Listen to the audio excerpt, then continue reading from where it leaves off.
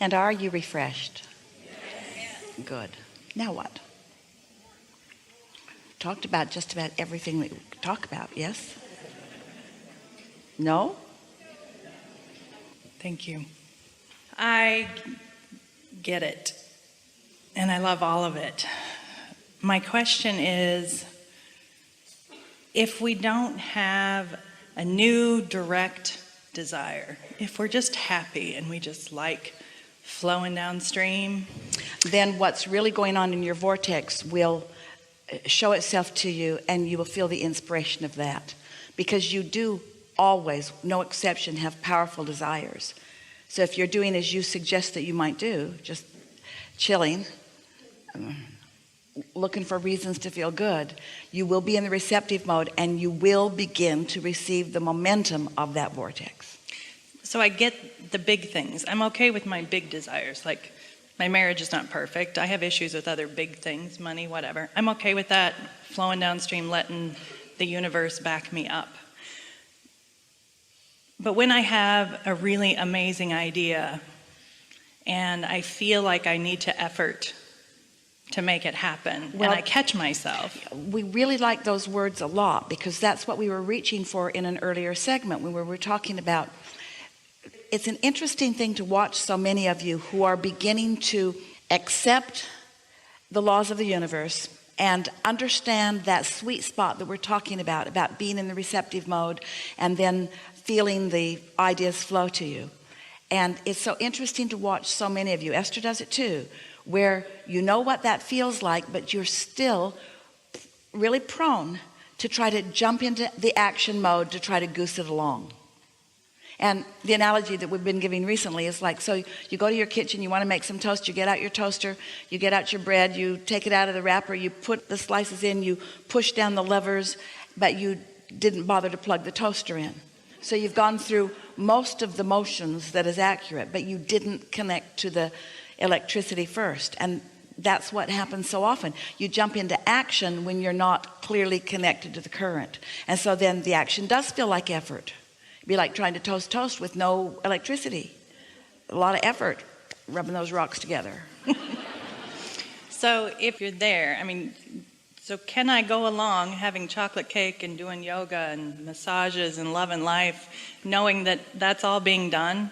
Do I have to do anything? Well, because I really like the massage. I really like the chocolate cake. You see, what will happen is that if you are really in a place of non-resistance, now, if you're getting a massage and feeling guilty about it, or eating chocolate cake and feeling guilty about it, then you're not really going with that flow that you're talking about. But the answer to a question, if the question is, if I am in the receptive mode and I'm feeling really good, is it necessary for me to take action to make things happen? The answer to that is no. It is not necessary for you to take action to make things happen, because universal forces are lining things up. However, you will be inspired to act, but it won't be the action that makes it happen. It's hard to hear because you're action oriented. If you could let your action be the way you enjoy the true fruits of your labor, rather than trying to make the action be the labor itself, things would go so much better for you. And so the key is to act when I feel inspired, not because I need to. And that was the game Esther was playing with herself the other day. She didn't want to act out of need. She didn't want to motivate herself. She wanted to be inspired. She wanted it to come from the vortex, but it took a little while. Well, and the action that I speak of is not even unpleasant. It's pleasant action. I love my ideas, and I love being able to help people. And then what are you talking about?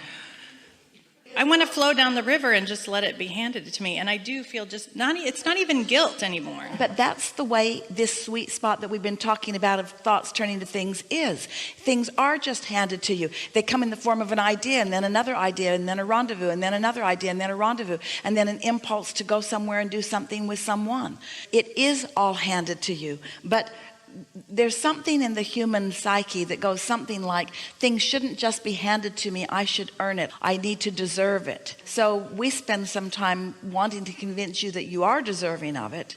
We're talking with the young father, with the little baby earlier, and we started this conversation about not encouraging your baby or anyone, and no longer doing it yourself so much, of replacing your inner being with other people.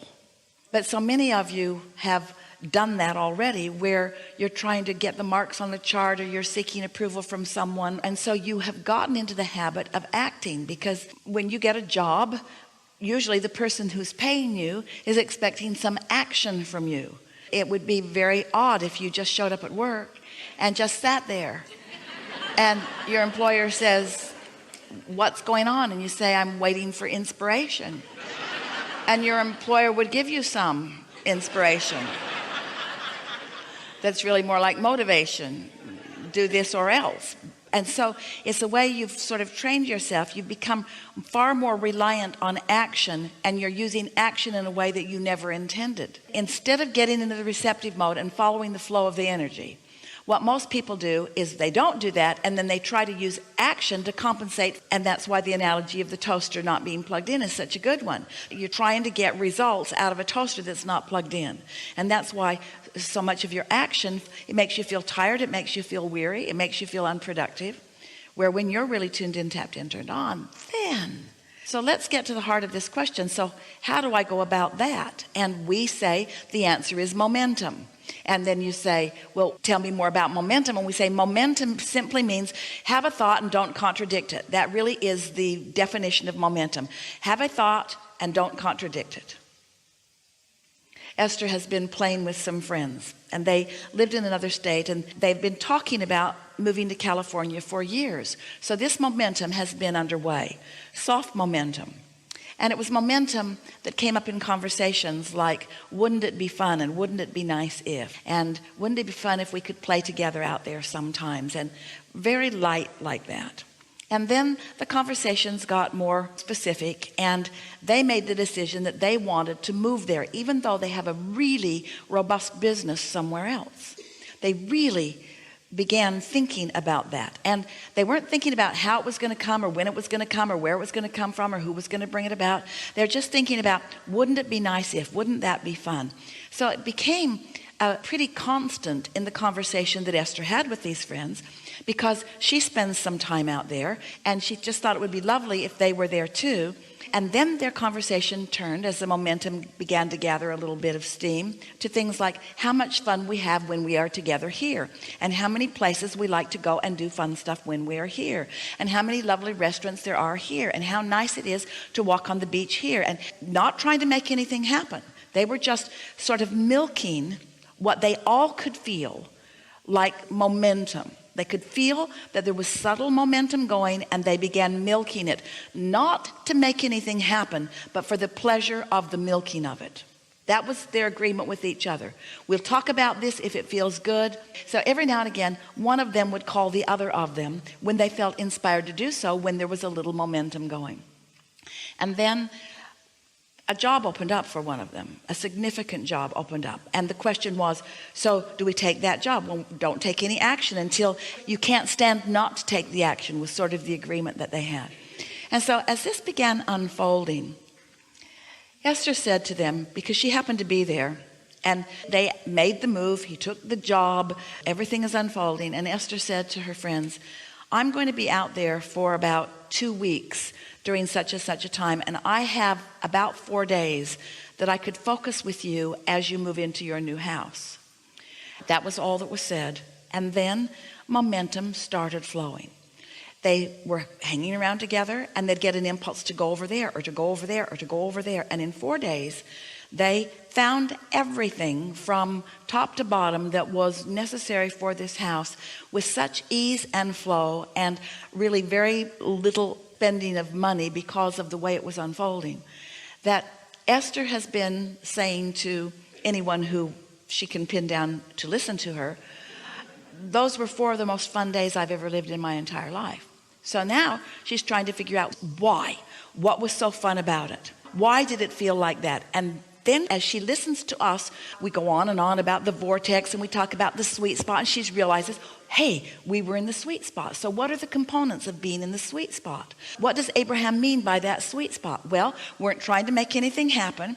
and we're all in love with each other, and there was zero criticism about anything, there was zero worry about anything, and there was zero effort about anything. It was just, how much fun can we have together while we're doing this? Well, we know that you've had some of those experiences yourself, but until you've had them and you make the association between the words that we're saying here and the law that we are presenting to you with these words and the actual experience of what it feels like to you when you get into the flow, and here's why this works the way it does. Through life, you have put endless things into your vortex, which means your inner being who stands in your vortex, in this vibrational reality, knows where you stand in relationship to everything you want, knows where you are in relationship to everything you want, and here are the most important words, and knows the path of least resistance to call you to them. Now, those are really important words. Path of least resistance. Let's make it clear. Your path of least resistance. Let's make it clear. Your path that you have put resistance on your trail. Your inner being knows where all of your bugaboos are, where all of your hang-ups are, where all of those engines are likely to be. Your inner being knows where everything that is potentially in your way is in terms of the thoughts that you think. And your inner being is calling you over and around and under and through all of that resistance.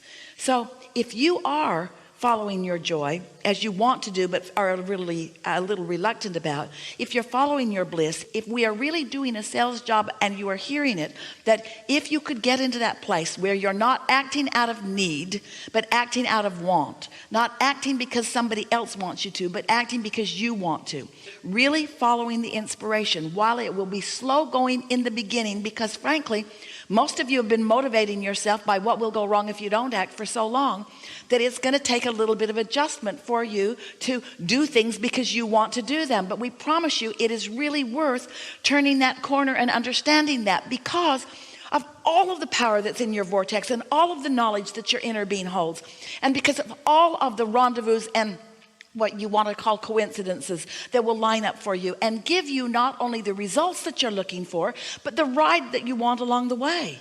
You've been saying, we hear you say it to each other all the time, the joy is in the journey, and there's rare one of you that even understands what that means, because you mean the joy is in the journey on the way to where I really want to be, which is my destination. That's what you mean when you say the joy is in the journey. The joy is in the journey on my way to where I really want to be. And if where you really want to be is taking a higher priority within you than the journey that you want to be on, then it's out of balance still, you see. So we are really encouraging you to find a handful of things that you really like to do and just do them as much as you can, so that you will put yourself in a place of feeling some of the blessedness that you really deserve to feel.